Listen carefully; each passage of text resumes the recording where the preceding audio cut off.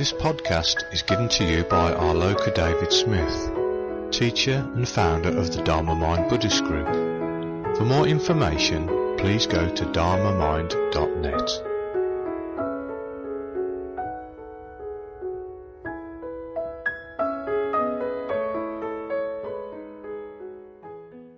Talk is the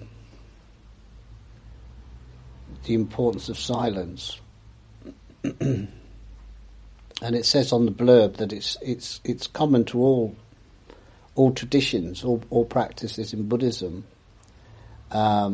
It's what unites us all is that whatever tradition we follow, whatever school, whatever practice we have, and all the many different meditational practices, and just the whole sort of philosophy and how you approach the Dharma, which is there are so many ways, wonderful really, for that are developed in the East through the different cultures and the different schools, but actually they're all going in one direction. You know, I mean Buddhism. I mean that's a huge thing. That all of Buddhism actually, however it may seem otherwise, is all pointing in the same direction. Is all pointing to one thing, and that's to find the place of stillness. They may not express it exactly in that way, but it's in that place of stillness is where you get to see the Dharma, where change is possible, and all the different meditation techniques, and say that they are just so numerous, whether they be insight or even just concentration exercises to get you going, which most people engage with, certainly when they start their practice, are always aspiring to stillness, to be quiet, to let go of the distracted mind,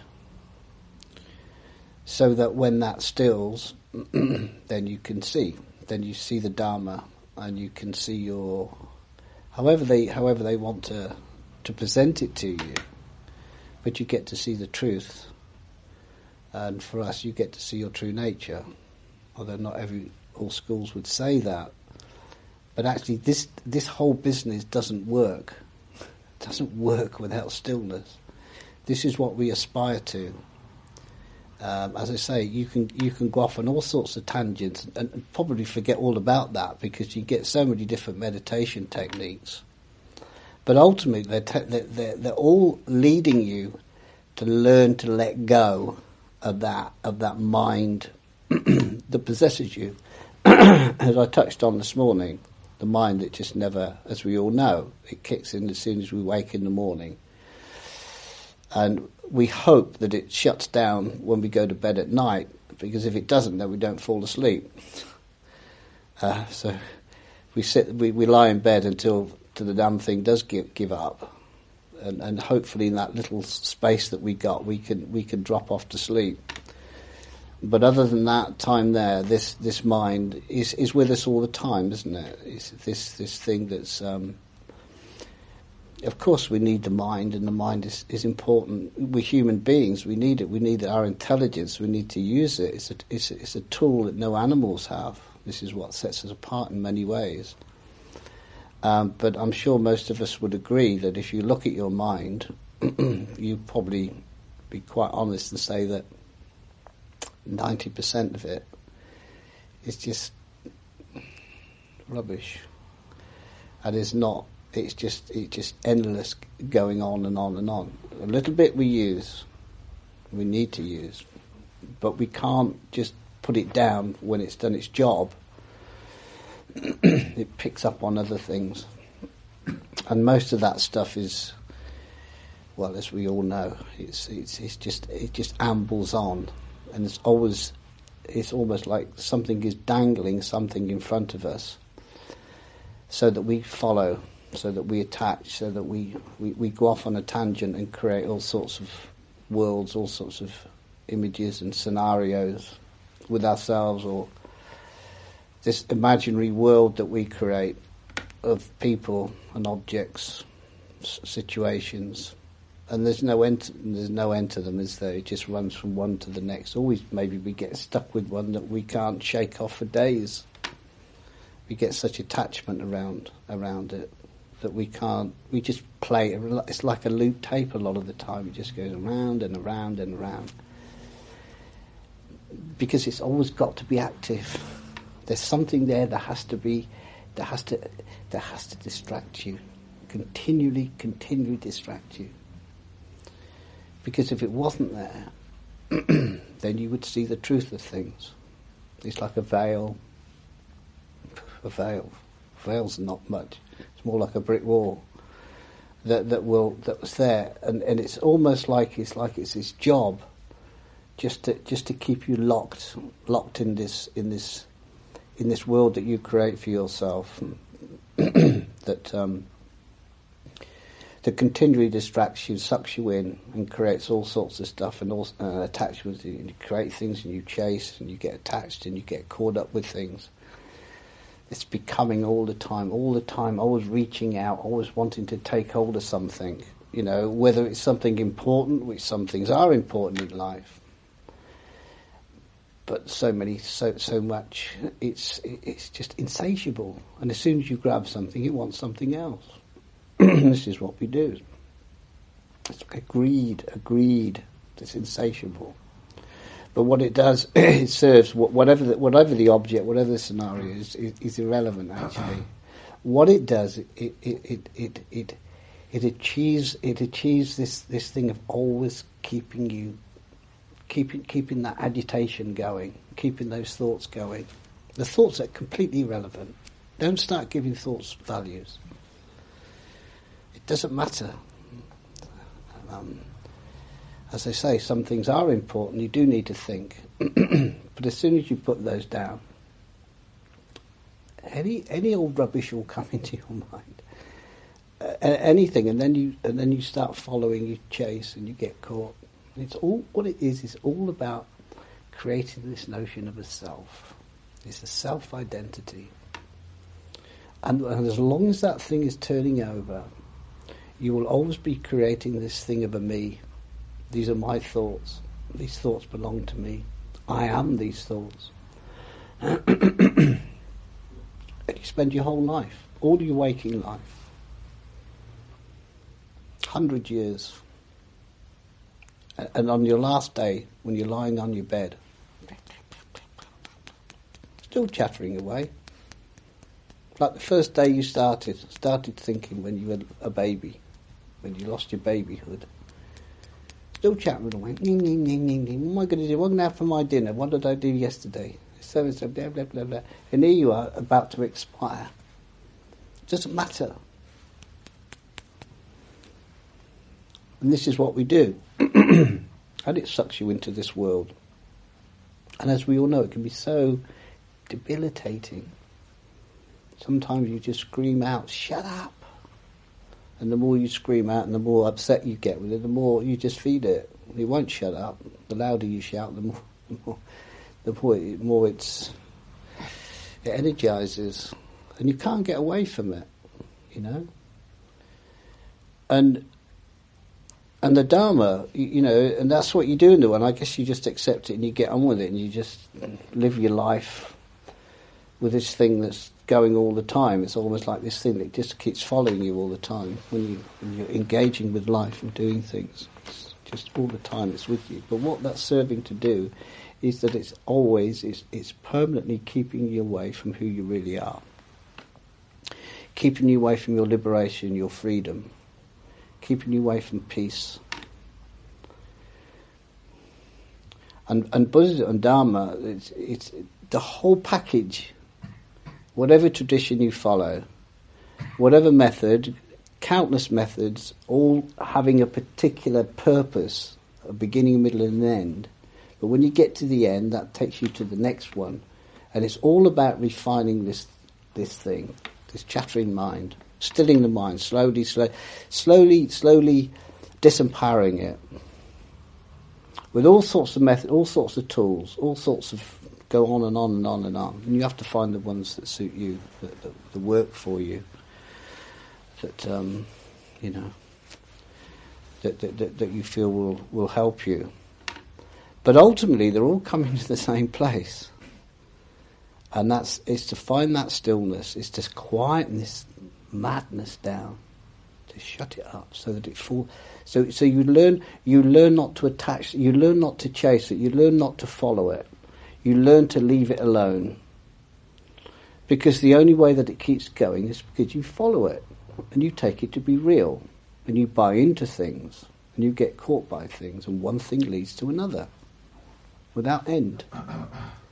But you learn as you go through the technique and through techniques and through hopefully a growing understanding of yourself and what all this is about. Slowly, you begin to let go. You see that the nub of the issue is always about attachment. It's always about holding on.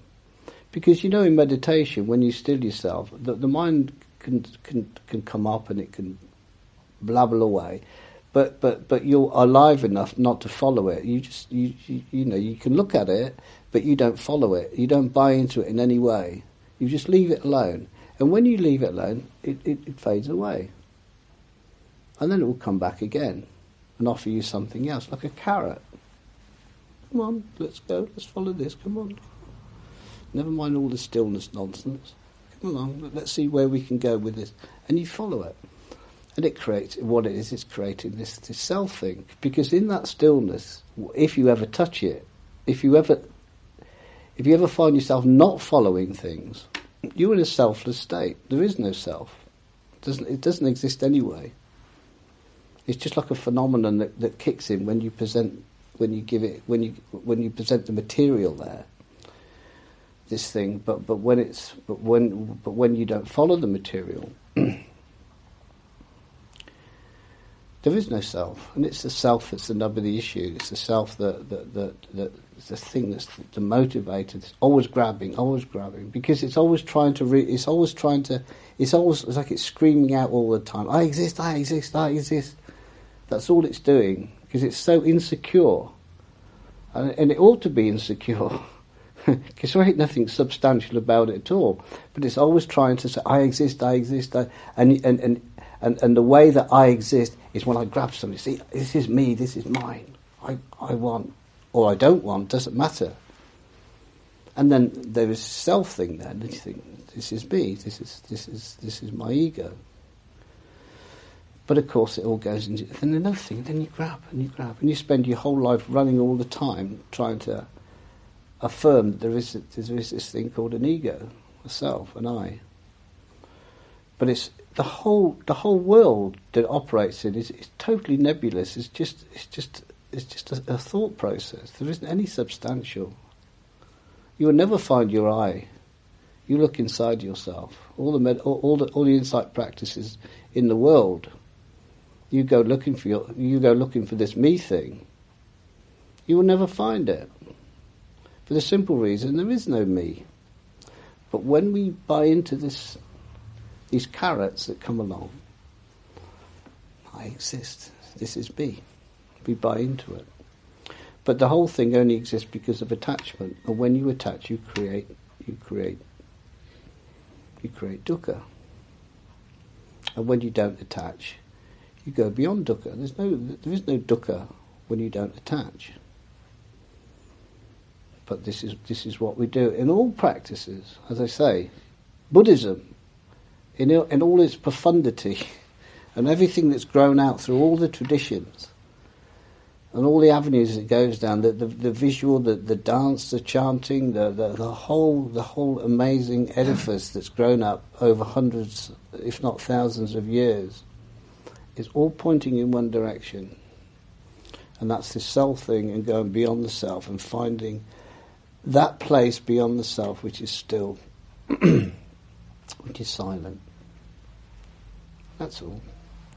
It's that simple, actually. You don't have to get caught up in all this stuff and probably go crazy in the process of trying to grasp it all with all the traditions and all the teachings, the wonderful teachings that go on, and somehow you've got to understand them all, and what's this about, where's it going? And on one level, on an academic level, there's nothing more attractive to study, at least for those interested. But in terms of actually putting it into effect, put it into practice, tasting the ice cream rather than looking at the ice cream and wondering what it's made of, but actually licking the ice cream. Actually, you've got to be very careful of all of that stuff and not buy into it all, because it also feeds this thing that's papancha, this becoming all the time. He just wants more. Oh, let's study Buddhism, blah, blah, blah, blah, blah, blah, blah. When you fall into the trap, the very trap that you're trying to get yourself out of, and you don't free yourself, so you have to be very careful. Very, very careful. The upayas, it's a raft, it's something that helps you. But you must be very, very careful that you touch it very lightly, that it's a great danger, that you end up no farther forward. You may know all about Buddhism and get a bit of philosophy and a bit of stuff, but you actually know you're still as much attached as you've ever been, and you still chase and you suffer. But they're all pointing to that place where there is no attachment, where there is no self. That it's what that whole world, all that chattering and everything that comes from that is a creation. It is created. You make it, you manufacture it. Until you manufacture it, it does not exist. And when people come into your mind and the world that you are making that in that moment. And then when you get bored with it, or when it runs its course, you then go and create more people, more things, more situations. But you are creating it all the time. And you live your whole life in this mode of creating all the time. And somehow think very often that somehow you're going to find your liberation in all of that, as long as you've got the right thoughts and you think in the right way, skillful way, in a wise way. Think about wisdom and stuff, that somehow you're going to find your way out of all of this unsatisfactoriness.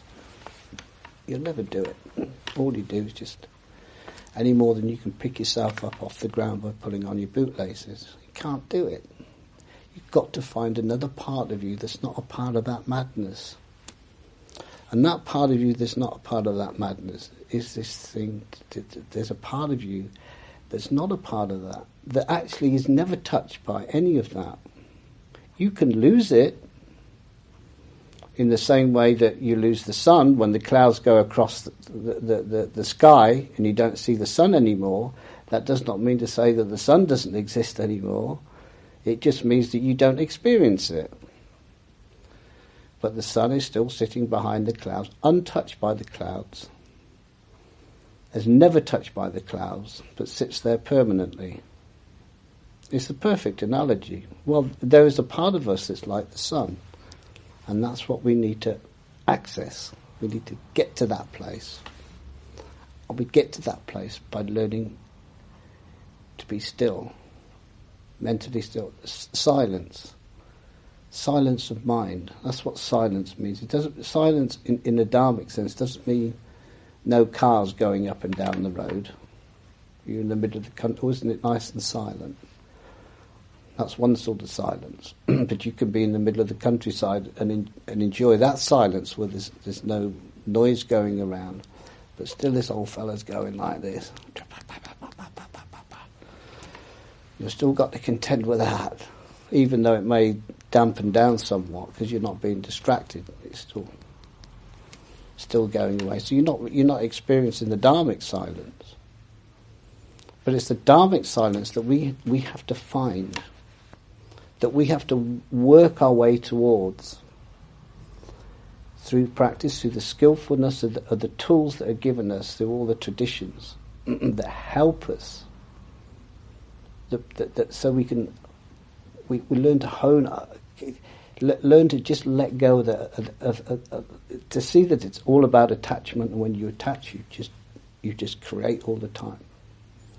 Is to learn to let go of that. And like I just said, that when you learn to let go of these things that come up to your mind and you don't follow them, They'll be around for a few seconds and then they'll go. They're quite innocent, actually. You don't have to blame your thoughts for your madness. Don't blame your thoughts. They're quite empty and quite neutral. What you need to look at is your attachment to them, which is a completely different thing. That you identify with these thoughts and you hold on to them. There, that's what you've got to look at.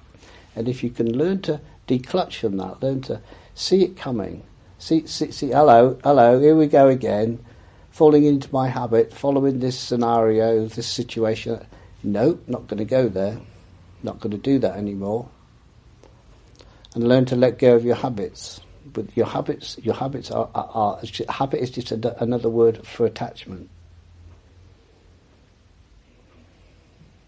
And if you learn to let go of your habit, then you're learning to let go of your attachment. And if you learn to let go of your attachment, then this thing begins to disempower, begins to not have that grip, have that hold.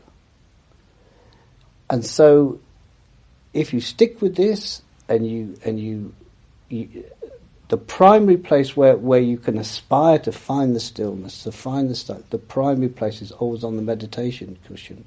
It's not the only place. You can use the rest of your life to help you take you in that direction. I.e., you can learn to hone your life, let go of the habits that you've got in your life, learn to let them go, and create a silence in your daily life, a stillness, a spaciousness, a simplicity. So when you come to the cushion, you're already sitting on the edge, as it were. And when you come to the cushion and you've got whatever your technique may be, and as I say, the traditions offer many, many different ways of going about this.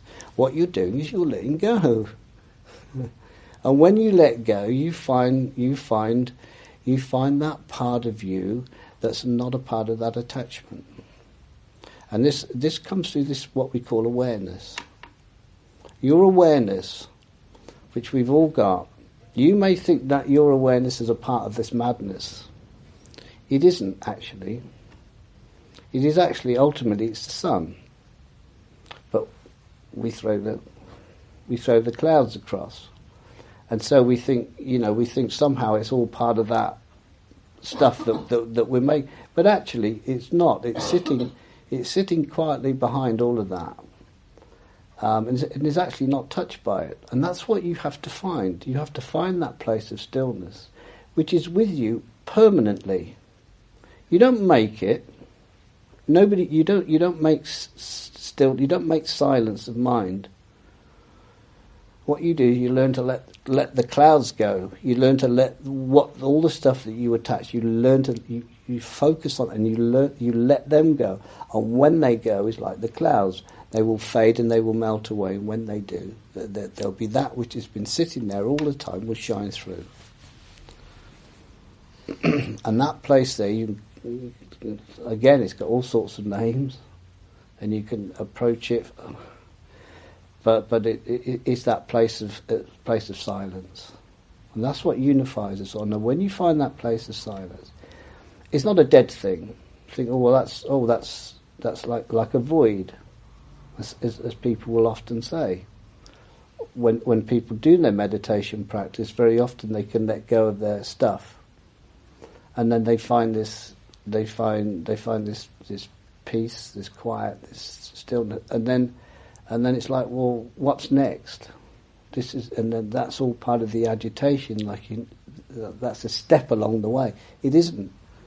It's about nurturing that. It's about polishing that place of stillness, allowing it to free itself, so that it forever becomes more and more familiar to you. You become more familiar. It becomes more into your life, because if you learn to come to your awareness, never mind on the cushion, in your daily life, when you're in awareness, you will not be thinking. You will not be attached. You can't do the two things at the same time. Not really. There's a sort of grey area. But if you maintain your awareness, all of that stuff that you're chasing and holding on to that pulled you all over will fade away. And you'll stay with your awareness. And then that awareness, what is this awareness? It's just like that's the door. That's the doorway. That's the doorway to the inconceivable, actually. It's not a dead thing at all. It's not something, oh, well, look at how boring is this awareness. There's no entertainment. There is no entertainment there in the normal sense. So, and the great, I'm bored with this. I want to go and think of something, lose myself in something, rather than stay in this boring place where there's nothing going on. That happens very regularly, and it's a temptation for all of us. But that's what we need to get familiar with, and to bring that awareness into the dynamic of life, so that awareness can see. And one of these many characteristics of awareness is like a mirror. A mirror that can be a dirty mirror that you can hardly see an image on. You sort of see a mirror and it's all dusty and dirty, but you say, well, this is actually a mirror, because there is something, this isn't like a piece of wood, a piece of cardboard or something. But it's so dull. It's so dull. I can't really pick out the image that. Well, I guess it's me because I'm looking in the mirror, but I can't really see myself. But it's something there. And so you begin to clean it. You wanna look at yourself, if you like. So you begin to clean the mirror. You begin to polish it, get the roughness off. But even when you get the roughness off, it's still not really clean. It is cleaner, and it's becomes more obvious that it's a mirror and there's a reflection there. But it's still not. There's not a huge amount of detail or colour. But clearly, it's better than what it was. Keep polishing it, and you keep polishing, and you keep polishing, and you keep, and that is a dynamic thing that you do. That is not a passive thing. A mirror is not going to clean itself. You've got to engage with the cleaning, and if you don't engage with the cleaning, you won't clean. Simple, isn't it? If you've got a dirty mirror, it's no good you keep looking at it and saying, "Oh, I want that clean. I like to see that clean." Well, if you want it clean, then get off your backside and clean it. Brush the dirt off, and when you brush the dirt off, it will be clean. And that's what we have to do with our awareness. That it's there, like the mirror, it's there, but it needs to be made brighter and brighter and brighter and brighter. And the way that we make that brighter is that we keep coming back to it. We don't buy into our temptations, the things that we follow. And when you don't follow them, they lose their power. They become far less potent than they used to. You don't get caught, you don't get lost, you don't get completely swamped by these things. But they still play on. But there's also another part of you that's beginning to, hang on, yeah, and you follow them. But there's also another part of you that's observing you following them and knowing, look, here we go again. I'm getting attached. I'm following. But you're not quite as blind as you used to be, where you're completely blind, completely lost. Now there's a little bit of observation that you can bring to that very familiar habit that you've got. And the more that you come back to that awareness, the more you can polish it, the less the attachment will become, because you can't have the two. So little by little you're polishing the mirror, you're cleaning the mirror, and little by little the image becomes ever clearer. That's how you go with that. So what you do, in terms of training, what we do is that we learn not to follow our habits, and we can only do that by making the decision I'm not going to follow that. Well, that is coming from the other place that. You want to polish your awareness to become ever brighter, so that the mirror becomes brighter and brighter. And the characteristics of that mirror, not only is it becoming brighter, but actually it doesn't get involved with this world, and it doesn't have an opinion. A mirror doesn't have an opinion. A mirror can give you, when it's clean, it can give you everything in its field that comes into its field. The absolute mirror, to replicate whatever it's looking at. But a mirror never has an opinion. It doesn't say, "Oh, I like that. That's nice," or "Oh, I don't like. Oh, that's good. That's bad." Oh, no, that's fit. It just reflects what it sees. It never gets caught by what it sees. That's the nature of our awareness. Our awareness doesn't have an opinion. So you can watch yourself. You can watch these things, but you don't have to. You don't get sucked in, because if you get sucked in and you have an opinion with what you're observing, you're playing the game. You're buying into the very thing that you think that you're getting out of. You're buying into it. You're buying into that dualistic world that you've created. And what you're doing is that you're reinforcing it. But awareness, the more familiar, the more you trust, the more that you're coming back to that experience of awareness, the more you'll be able to observe these things, but not get caught by them. And it's not good, it's not bad. And this is where this is at the very, very heart of your relationship with yourself, because so many of us don't like ourselves.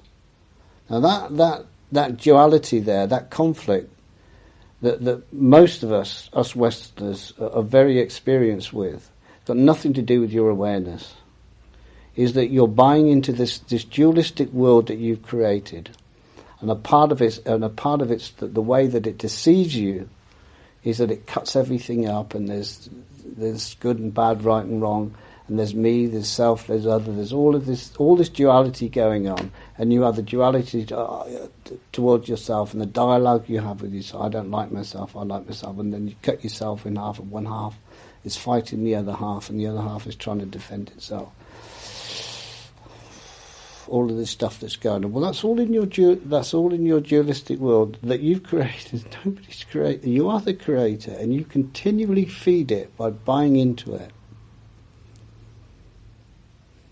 But if you can find that place, your awareness, that place of stillness, you can observe it, you can see it's going on, and you're not going to just go like that. These things are very, very ingrained. But you can begin to learn not to feed what you're observing. The self-dislike and the attachments that you have that just reinforce. It's all me. Me doesn't care whether it likes itself or not. It's not on a vanity trip. Sure, I'll take the vanity trip, but I'll also take the hatred trip as well. I don't care as long as it's me. That's all it's after. So you through that polishing, through beginning to aspire to the stillness, the silence of awareness. That awareness actually is your mind, is your real mind, your proper mind, the true mind. The other one is a manufacture that needs your input continually, just simply to exist. But this other one doesn't need anything from you. It's there, it sits there permanently. In fact, when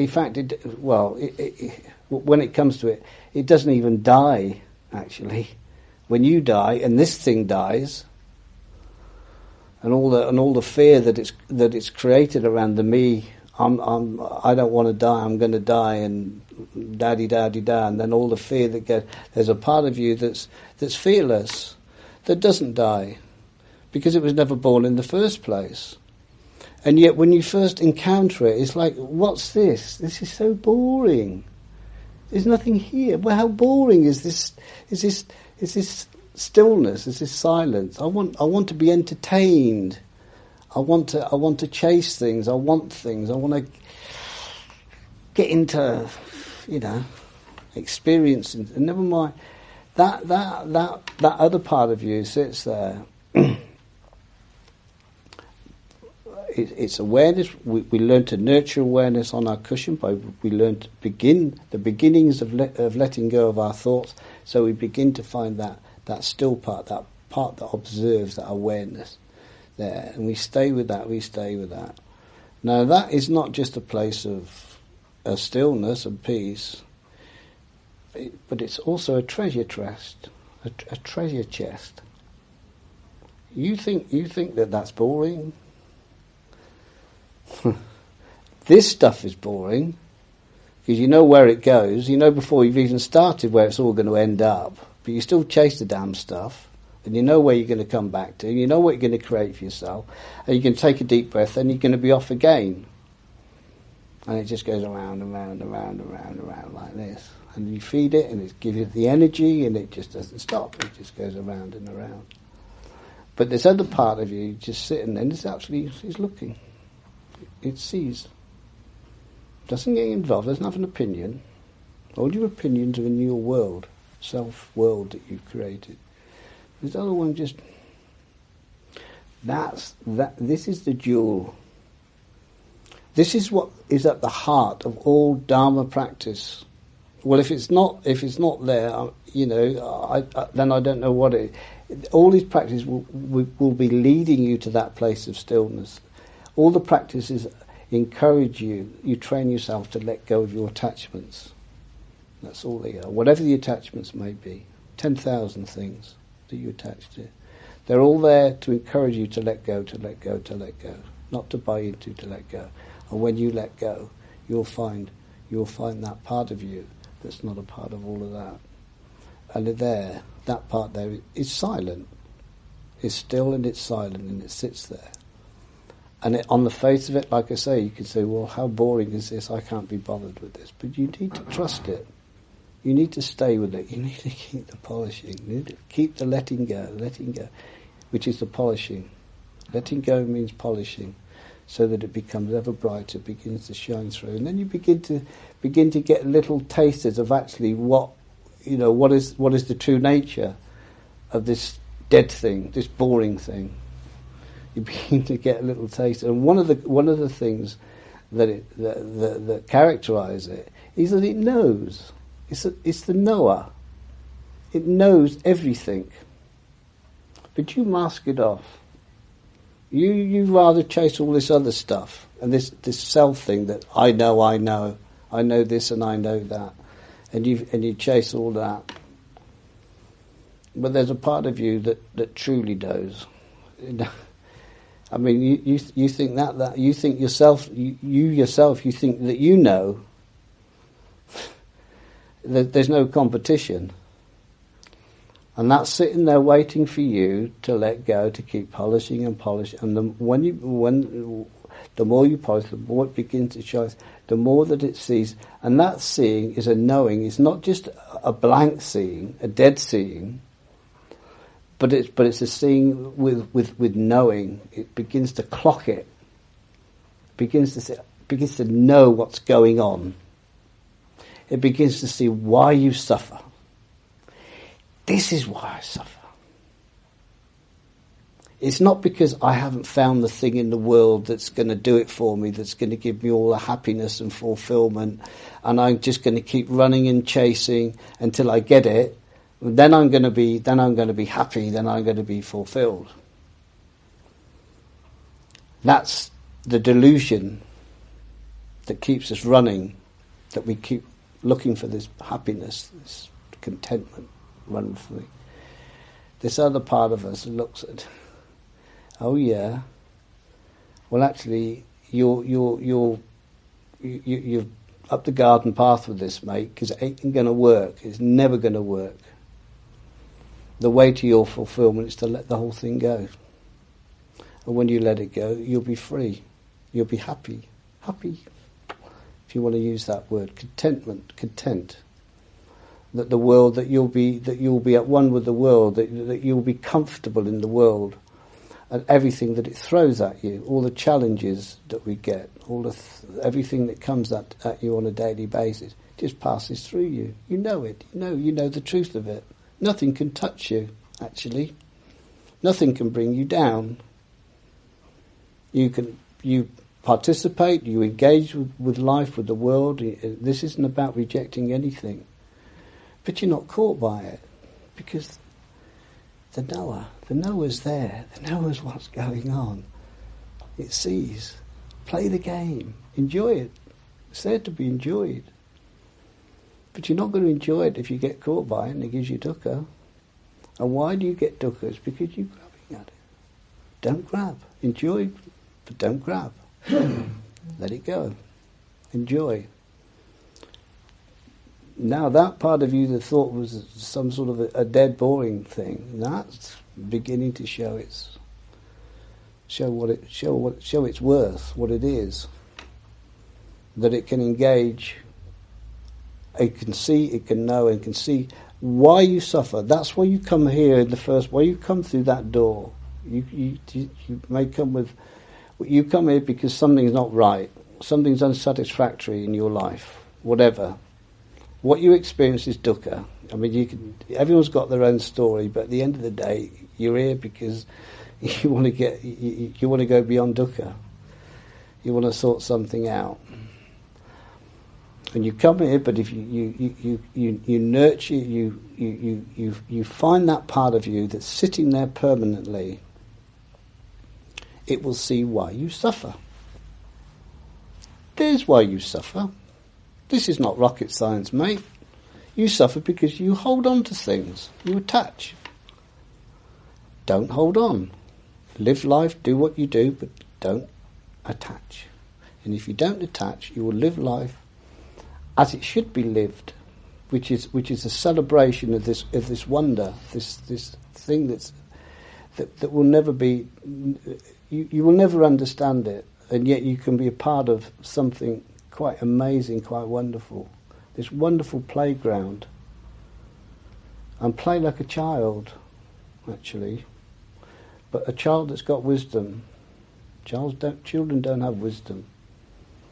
But you can have that childlike mind with wisdom. That's the maturity. So you play the game, but you know that stillness, that thing that knows, the silence, shines through everything that you do, is there, present with you, observing, knowing what's going on there. Enjoy, play, but don't attach. Don't fall for it. Leave it alone. And then you're free. Then nothing will touch you. No person will ever hurt you. Imagine being in that place. And you're not go around feeling so damn precious about yourself, as most of us do, protecting you. Don't talk to me like that. Don't say that. Wee! Like little babies. Expressing your own immaturity, that's exactly what that does. When you can't be challenged over things that... That's a sign of absolute immaturity. In a worldly sense, to one degree, because adults, we're meant to have some inner strength as being adults, unlike children who can't deal with anything. But to be able to not be touched by anything that happens, but yet still engage with life. That's freedom. That's when you're free of the self. That's when you're with your true nature. When you're with that, when you've realised your birthright.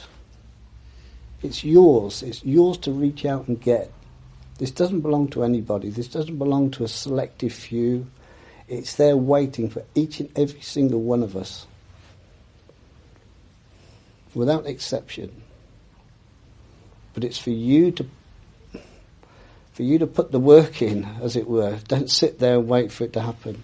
You have to find out why you suffer. Find that place that doesn't suffer. Allow it to come in, trust it. Because it isn't a self with self-motivation that's looking after itself. When you look after yourself, you suffer. You build brick walls around yourself. Stay away from me. Don't you come near me. Don't you dare threaten me. And so you live in this little cage, and yet you've got this great, wonderful, incredible thing that actually you're right in the middle of, and you never left it, and you never will leave it, actually. You only think you've left it. I mean, there's the irony of it. That brick wall actually doesn't even exist in the first place, other than with your imagination and this self thing that builds itself up, that desperately has to protect itself. And when you do that, you cut life off. you're not fulfilled. You don't experience life. You don't engage with life. This is why we all this existential experience that we all have of unsatisfactoriness. If things are never quite right. Yes, that's fine. I've had a good time. I've done this. I've fulfilled this. There's always a little niggle there somewhere. And even when you've touched that rare experience, you know damn well it's going to go into change, and then you're back on the treadmill again. All of that can be dealt with. It's not something that you have to carry around all of your lives. I can't do it. You can do something about it, but you have to commit yourself, and you have to put the work in, and train yourself not to follow things, not to be caught, because that's all it is. It's attachment, grasping, greed, and it's not necessarily things that you like. Attachment also means things that you don't like. You want to get away from. That's attachment. Attachment isn't a one dimension thing. It happens with your whole consciousness. Is that all the time you're holding on to something that's always slipping through your fingers that you'll never pull off, and you know you're not going to do it. So you're already feeling anxious before you, and then something else. It's just like sand running through, or water running through your fingers. You never pull it off. You won't do it till the day you lie on your deathbed. You live to be 100 years old, and it will still be running through your fingers. You'll never do it. But there's a part of you that will do it if you find it, and you nurture it, and you trust it, and you give yourself, you surrender, develop that relationship with it, of something that's unknowable, something that you will never ever make a possession of. You will never possess your awareness. It's impossible. Impossible. So don't even go there. Treat it with respect, treat it with reverence, treat it with awe, actually. See it as your inner guru, that which is sitting there waiting to help you, that you're prepared to open up to and to trust and invite it into your life. So you get that sense of non-attachment, not something that's always grasping, always wanting, which is very, very challenging, because we are in a permanent state of fear where we're always holding on to things to give us security. When you learn to trust that part of you that you begin to find, you're letting go of your security. You're making yourself insecure in many ways. You're willingly becoming vulnerable. Can you do that? That's not easy, and you can only do it bit by bit and get familiar and learn to trust. Take a chance. This is the adventure. Take a chance. Like I said earlier, be prepared to be turned down. Be prepared for people to say, no, I don't want you. Go there. Say, well, okay, I've tried. Fair enough, no problem. Then you go. But don't do that. We don't want to be rejected. We don't want people to say no to us. Do we? Because it makes us feel insecure. So we don't do it. So we cut all of these potential avenues off. This is cutting life off. But if you make inroads into this thing that's got this fear, this self thing, then it all begins to open up. And you say, well, okay, I'll give it a try. All right, fair enough. Don't make a problem of it. Move on. Don't take it personally, because that's what we do. You look at yourself and all the stuff that sits with you and go, you just look at all that. It all comes down to you taking it personally.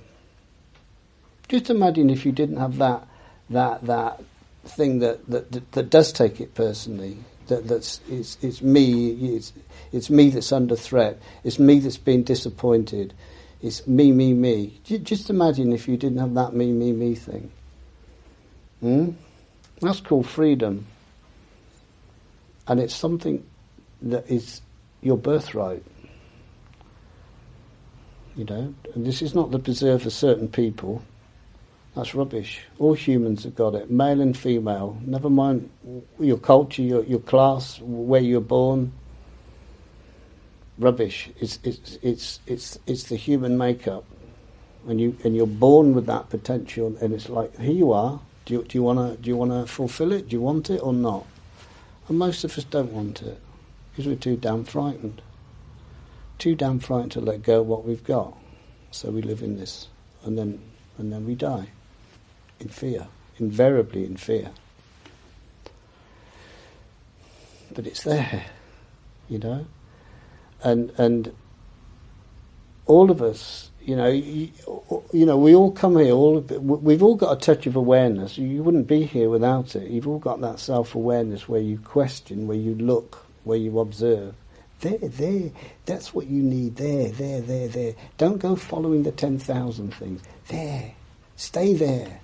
Find the stillness there. Find the silence there. When you meditate, you find the silence there. This is learn to stay there. Learn to get familiar with it. Learn to trust it. Open to it, and allow this thing to begin to shine through. Allow it to begin to see what you're creating, and see this is your suffering. This is your imprisonment, and see that actually it is possible. It is possible to still live and let all this stuff go. That you won't die. You won't go mad. Trust it. Allow it to take your life out. Allow it to carry you in your life. Bring it into your life. Open to it. Don't grab it. Follow it. Take a chance. And if you fall over, never mind. Pick yourself up and so what? Small children don't care. They don't care about making a fool of themselves. They play and they run around. They run into tables and chairs. They fall over them, and they just get up and carry on. They're not self-conscious. They don't feel defeated. They're enjoying the adventure. Nothing's stopping them. We can do the same. Follow it. Allow that stillness. Allow that. See this as your aspiration. As the centre of your mandala. Don't make. And there isn't. How could there be anything more simple than silence? How can silence become? There isn't anything there. It's the simplest thing in the universe. I mean, how amazing is that? What's there? Look at it. Look at it. That's why we don't bother with it. Well, there's nothing there. Well, why should I be bothered to give this any attention? I want something to get my teeth into. That's where we get it wrong, you see. Then you're off in the world. Trust it. Go there. Nurture it. Allow it to polish itself. Come into the world. Come and see what you do to yourself. And so that it becomes so clear to you that you just don't go there. No, I'm not doing that anymore. You let it go, you let it go, you let it go. And the more you let it go, the more that you will rest. You will discover you will rest in that place of stillness and silence. And begin to understand the profundity of that place. And see that all your life you've been running around like a headless chicken, like an idiot. And all the time you've been doing that. Your liberation is sitting there waiting for you. It's under your nose. There's nowhere to go. Just wake up and find it. Discover that it's already there. And it's been sitting there waiting for you for forever, actually. And it will still sit there forever. Until one day, who knows when, you'll wake up and realise the nonsense that you've created for yourself and let it go. And truly, truly let it go. That's your awakening. That's your liberation. And it's there for all of us. You make the choice. Your decision. It's up to you. Okay, thank you.